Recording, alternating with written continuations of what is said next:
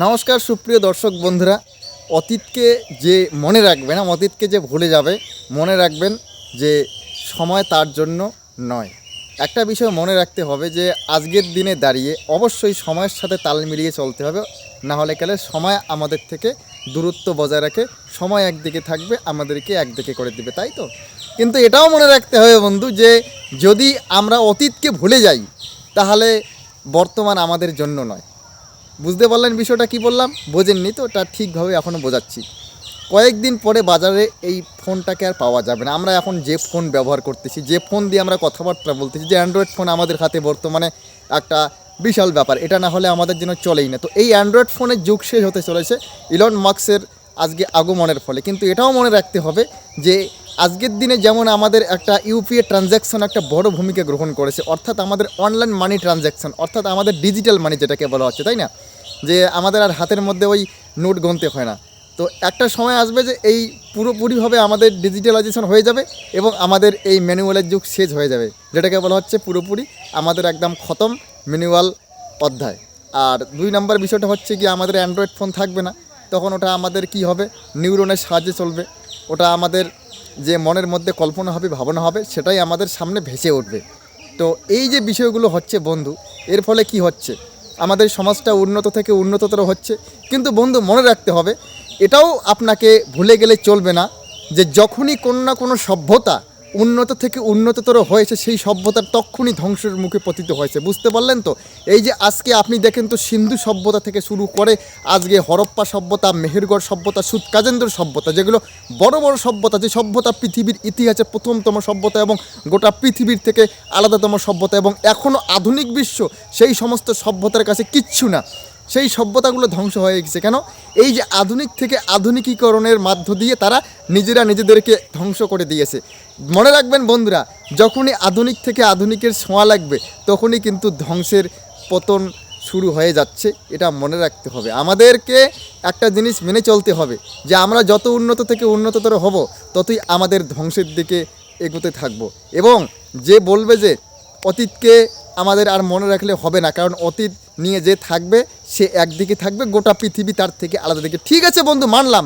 কিন্তু এটাও মানতে হবে যে যে বর্তমান যুগের সঙ্গে তাল মিলিয়ে চলবে, ঠিক আছে সব কিছুই।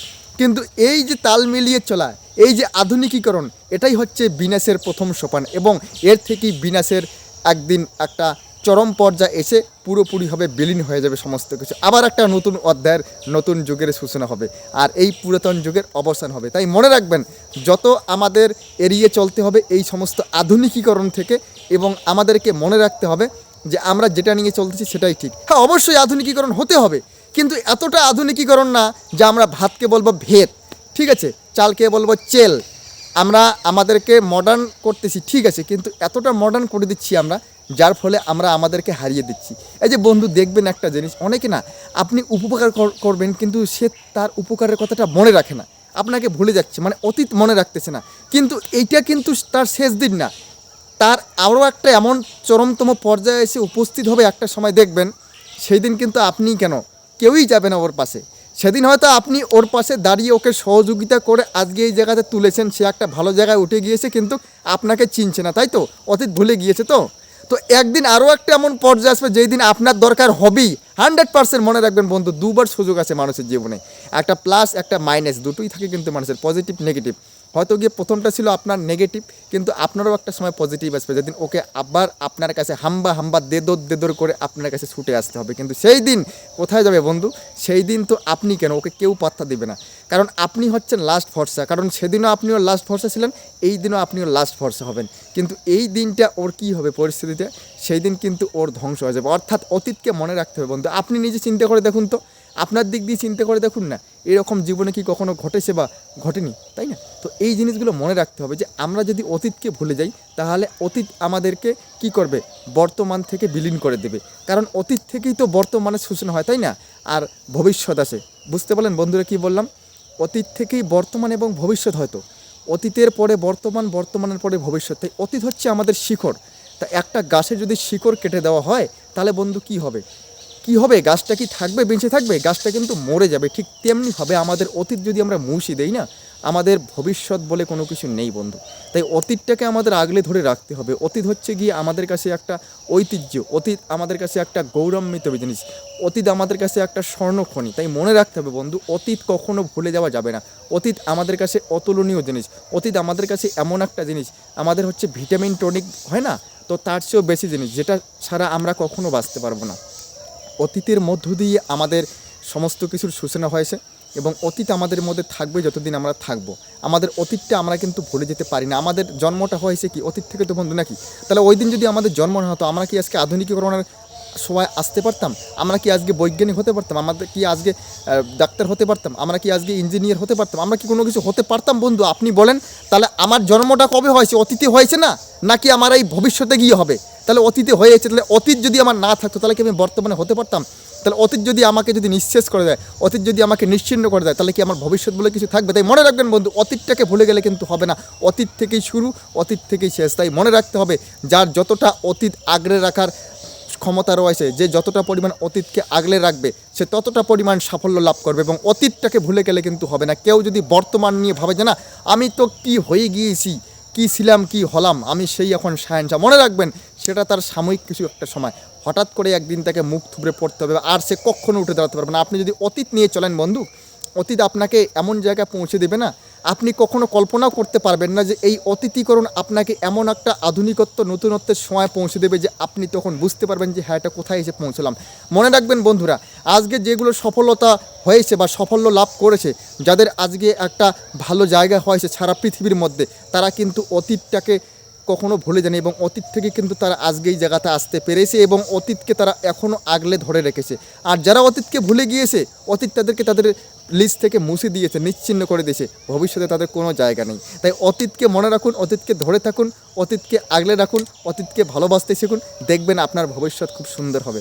আপনি মনে রাখবেন বন্ধু, যে একটা গাছের গোড়ায় জল দিলে যেরকম গাছের ডালপালা মেলে, গাছটা খুব সুন্দর হয়, গাছটা বড় হয়, গাছের মধ্যে একটা আলাদা গ্লেজ চলে আসে, ঠিক তেমনিভাবে আপনি যদি অতীতকে ধরে রাখতে পারেন না, আপনাকে অতীতই এমন একটা জায়গায় পৌঁছে দেবে আপনি নিজেও কল্পনা করতে পারবেন না। তাই অতীতকে ভুলে যাবেন না, অতীতকে মনে রাখুন, নিজের ডেভেলপমেন্ট করুন, আর অতীতের মধ্য দিয়ে ভবিষ্যতের ভালো জায়গায় পৌঁছে দেন। হ্যাঁ, অবশ্যই আমাদেরকে আধুনিকীকরণের আওতায় আসতে হবে, না আসার কথা তো আমি বললাম না বন্ধু, কিন্তু এই আধুনিকীকরণের আওতায় আসতে গিয়ে আমরা অনেক সময় অতীতকে ভুলে যাচ্ছি। কে আমাদেরকে কোন দিন উপকার করেছে আমরা ভুলে যাচ্ছি। আমরা হয়তো কারো দ্বারা এই জায়গাতে এসেছি, তাকে আমরা ভুলে যাচ্ছি। আমরা হয়তো আমাদের মা বাবাকে ভুলে যাচ্ছি, যারা আমাদেরকে সৃষ্টি করেছে, তারাই তো আমাদের সৃষ্টিকর্তা, তারাই তো আমাদের কাছে ভগবান। তো এইভাবে কি হচ্ছে, আমরা আজকে বৃদ্ধার সময় তাদেরকে পাঠিয়ে দিচ্ছি একটা সময় গিয়ে, তাহলে কি হচ্ছে, একটা সময় আমরা গিয়ে কোথায় পৌঁছবো বন্ধুরা? এইটা মনে রাখবেন যে অতীতকে আমাদের মনে রাখতে হবে। অতীত যদি ভুলে যাই আমরা না, অতীত আমাদেরকে ভুলে যাবে, অতীত আমাদেরকে নিশ্চিহ্ন করে দেবে, অতীত মনে রাখবে না। আর অতীত যদি আমাদেরকে একবার তাদের লিস্ট থেকে আউট অফ লিস্ট করে দেয় না, তাহলে ভবিষ্যতে আমাদের কোনো দাম নেই। আমাদের ভবিষ্যতই নেই তো, আমরা তো নেই, অতীতে নেই মানে আমরা বর্তমানে নেই তো বন্ধু। তাহলে অতীতে যদি আমার জন্মটা না হতো, বর্তমানে কি আমি থাকতাম? ভবিষ্যতে গিয়ে কি আমি কিছু করতে পারবো? এটা মনে রাখবেন বন্ধুরা। তাহলে অতীতটা কিন্তু মেইন, অতীত কখনো ভুলে যাবেন না, অতীতকে ধরে রাখুন, সফলতা লাভ করবেন। দেখতে পারবেন, একটা জিনিস বললাম, মিলিয়ে নেবেন আপনি।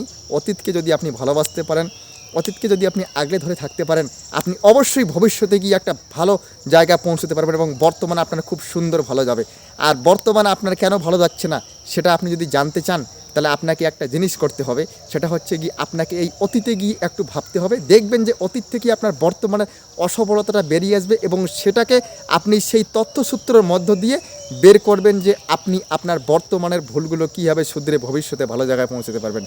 তারপরে যদি আপনার কোনো অসুবিধে হয়, না পারেন বেরোতে, তার জন্য আপনি আমাকে কমেন্ট করবেন, আপনি আমার কাছ থেকে এই জিনিসটা আরও ভালোভাবে জানতে পারবেন এবং এটা নিয়ে আমি বিস্তারিতভাবে বর্ণনা করব। তখন যদি আপনারা এটাকে জানতে চান এবং আপনারা এটা বিষয় নিয়ে আগ্রহী থাকেন যে কীরকম করে আমরা আমাদের বর্তমানটাকে ভালো করতে পারবো, অর্থাৎ আমাদের তো অতীতে ভালো ছিল কিন্তু তারপরেও আমরা বর্তমানে কেন সাফল্য লাভ করতে পারছি না বন্ধুরা?